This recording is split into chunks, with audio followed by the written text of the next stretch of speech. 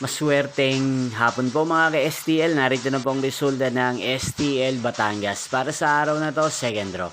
November 21, 2025, araw ng Biyernes. Naway ang mga natayaan niyo pong mga numero kanina ay manalo nawa ngayong hapong ito, 4:30 PM. Kaya kunin niyo na po ang inyong mga ticket. Narito na po ang resulta.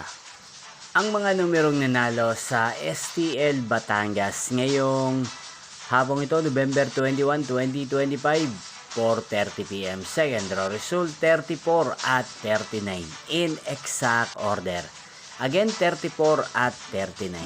At ngayong hapong ito sa STL Batangas, atin pong i-shoutout si Kuya Darwin ng Batangas.